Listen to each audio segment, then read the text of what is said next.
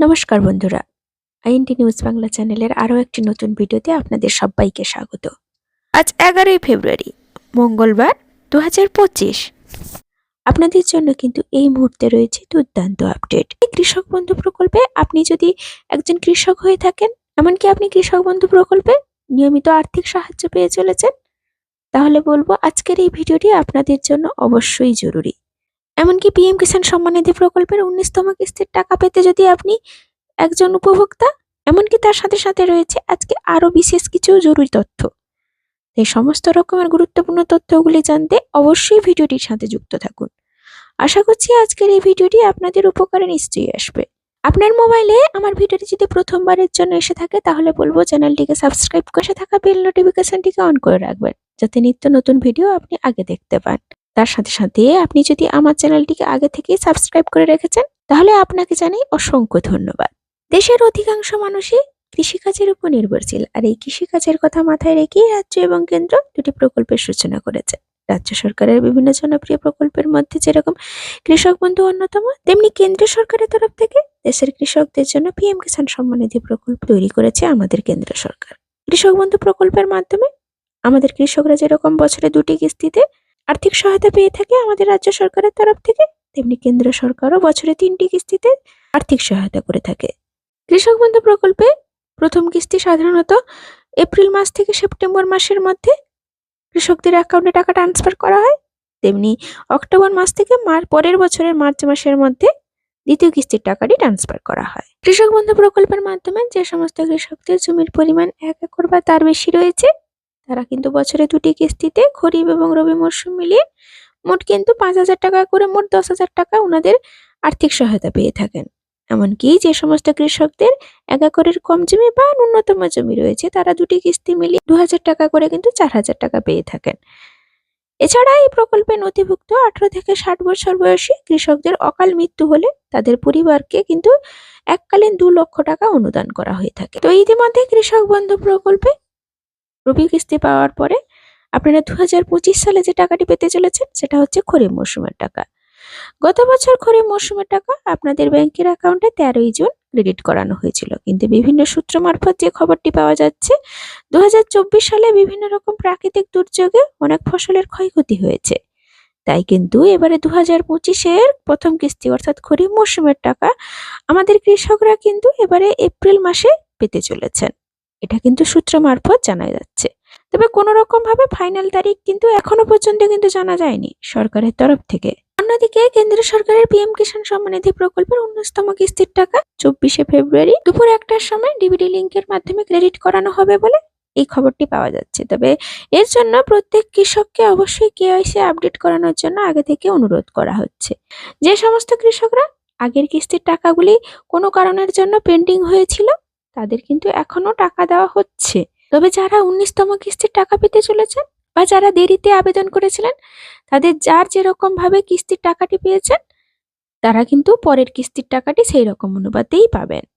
তাছাড়া যে খবরটি একটি নতুন ভাবে শোনা যাচ্ছে যে কৃষকরা এবারে জমির পরিমাণ বাড়াতে চান, তার জন্য কিন্তু ফর্ম জমা আনা হচ্ছে আপনাদের কাছাকাছি বিডিও অফিসগুলিতে।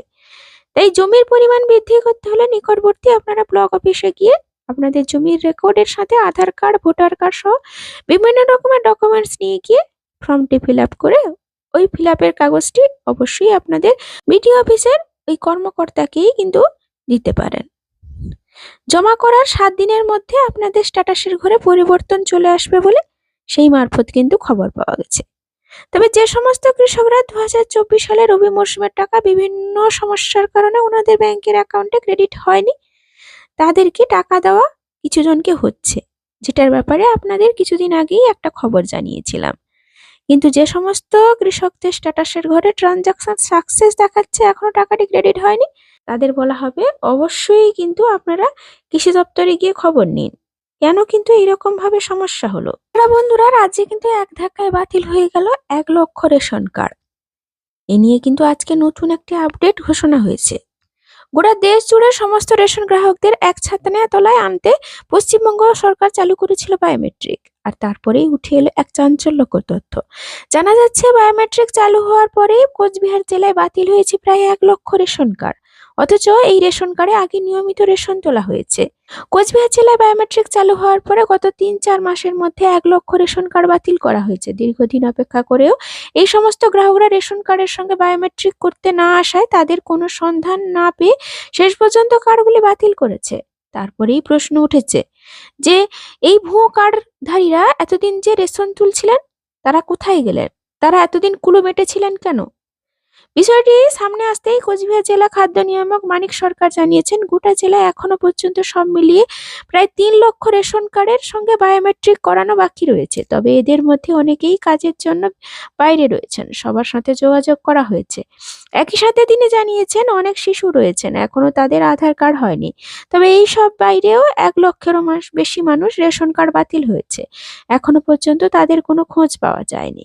খাদ্য দপ্তর সূত্রে খবর, সঠিক ব্যক্তি যাতে নিজেদের রেশন নিজেরাই তুলতে পারেন তার জন্য বায়োমেট্রিক করার ব্যবস্থা করা হয়েছে। বায়োমেট্রিক করা থাকলে এই কার্ড দিয়েই দেশের যে কোনো রাজ্যের যে কোনো গ্রাহক রেশন তুলতে পারবেন। এখন প্রশ্ন উঠছে, এই বিশাল সংখ্যায় ভুয়ো কার্ডধারীরা কারা?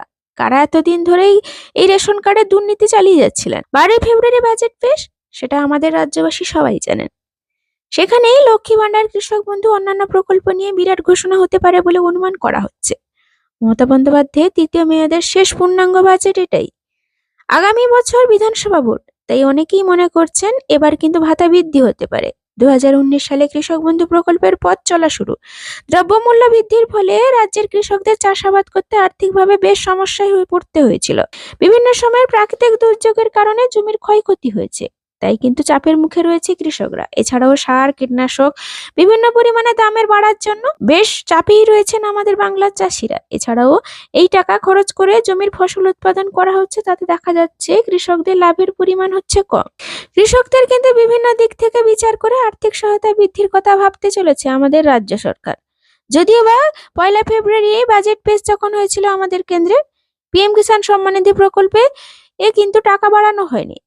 বিভিন্ন সুযোগ সুবিধা কৃষকদের জন্য আমাদের কেন্দ্র সরকার আনলেও কিন্তু পিএম কিষাণ সম্মান নিধি প্রকল্পের টাকা কিন্তু সেই ২,০০০ টাকা করে প্রতি বছর ৩টি কিস্তিতে ৬,০০০ টাকাই পেয়ে চলেছে আমাদের দেশের সমস্ত কৃষকরা।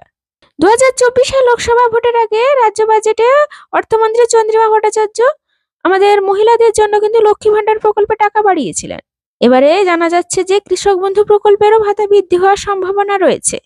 জানা যাচ্ছে যারা ১০,০০০ টাকা করে পাচ্ছিলেন প্রতি বছর, তাদের কিন্তু ১,০০০ টাকা বৃদ্ধি হয়ে ১১,০০০ টাকা হতে চলেছে। এমনকি যারা ৪,০০০ টাকা পাচ্ছিলেন তাদের ৫,০০০ টাকা হতে চলেছে। তবে নবান্ন সূত্র থেকে এ ব্যাপারটি কোনো রকম ভাবে স্পষ্ট করানো হয়নি। তো বন্ধুরা, এই ছিল কৃষক বন্ধু প্রকল্প, এমনকি পিএম কিষাণ সম্মান নিধি প্রকল্পের নতুন আপডেট। বন্ধুরা, আপনারা অবশ্যই কমেন্টে আপনার মতামতটি জানাতে ভুলবেন না। কৃষক বন্ধু প্রকল্পের টাকা বৃদ্ধি হতে পারে নাকি পিএম কিষাণ সম্মান নিধি প্রকল্পের মতন টাকাটি বৃদ্ধি হবে না? অবশ্যই কিন্তু কমেন্টে লিখে জানাবেন। আজকের ভিডিওটি এই পর্যন্ত। ধন্যবাদ।